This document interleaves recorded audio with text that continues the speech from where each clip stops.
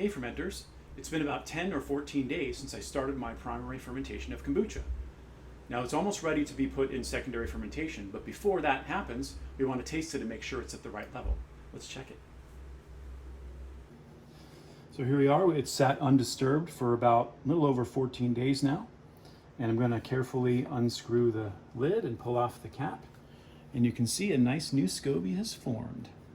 So what I'm going to do is just gently stir up the brew. You can kind of see the mother, she's down at the bottom, and the new baby, which always forms at the top. Just give it a stir. You want to mix the bacteria and the yeast occasionally before we take a sip, and then just take a sip. That's really good. But to me, it's still a little bit sweet. It still tastes a little bit more like tea than kombucha. Now this is a very subjective measure, of course. If you like the flavor, then that's when it's done for you. So for me, I'm going to let this go about another 2 or 3 days. I'm going to replace the cloth cover and then screw on the lid. Again, we want to keep out flies, but still let fresh air in. I'm going to come back and check on this in a few days, and hopefully it'll be ready to bottle. All right, it's been another 3 days, and I think our kombucha is perfectly ready to bottle and or put in the fridge. Let me give it one more stir here, and then a taste.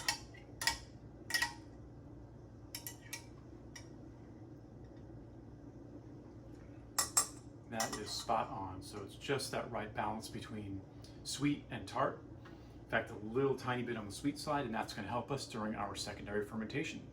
So now I'm going to bottle 3 different flavors of kombucha. So the 3 flavors I'm going to make right now are Blueberry-basil, prickly pear-ginger, and you'll see prickly pear is this beautiful pink-purple fruit, and Bloody Mary, which is tomatoes, cucumbers, and some hot peppers. The thing I want to do is add all of the ingredients to the bottles first, and then I'll top it up with kombucha.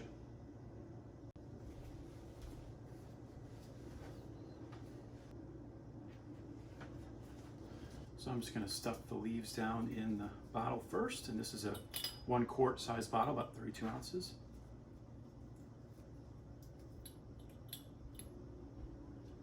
And then I like to use a funnel in order to get whatever the mashed up ingredients are easily into the bottle.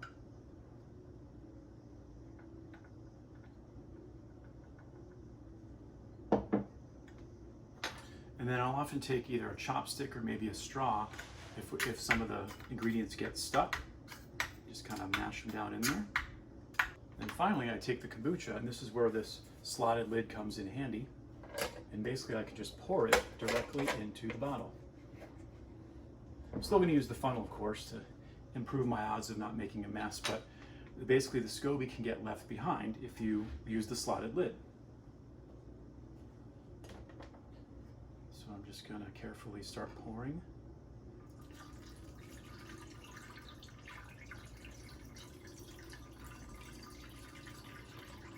Next up, we'll make our Bloody Mary kombucha.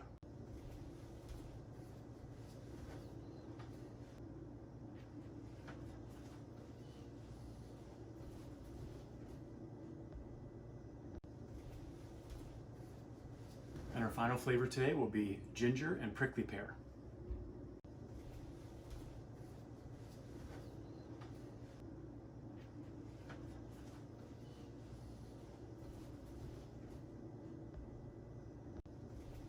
Now you'll notice I'm getting down to the bottom of the container of original kombucha. So what I'm going to do is finish filling my bottle. Hopefully, if I've estimated correctly, I'll have enough to fill 3 bottles and still have about a cup of mature kombucha left with the SCOBY. And that's what I want to do, is I want to leave about a cup of liquid in with the SCOBY, and then what we're going to do is simply add new cooled down sweetened tea. And in this way, we can just keep our SCOBY going and going. And so in order to keep the batch going, all we need to do now is add cool sweet tea to the top. And this will already be ready to go. All right, so I've cleaned up and I've gotten all my new bottles labeled with what we're gonna have in a few days. And in the meantime, I'm gonna refill my container with already brewed and again, cooled down to at least body temperature or below sweet tea. Now you can keep the SCOBY in there. there'll be multiple scobies as you do this. And over time, when it gets too thick, you do want to take some of the scobies out, put them into a hotel. But for now, this is only the second batch I'm doing, so the scobies aren't too big, so I can basically just, again, what I've done is I've left about 1 cup of mature kombucha in there, and that'll keep everything at a nice safe pH, and then just top up with tea.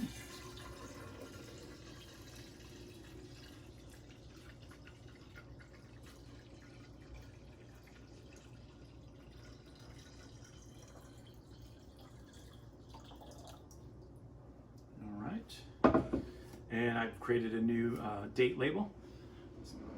I'm gonna put it right over the old label batch.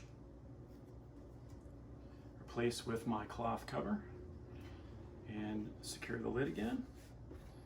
And this should be ready in about another 14 days.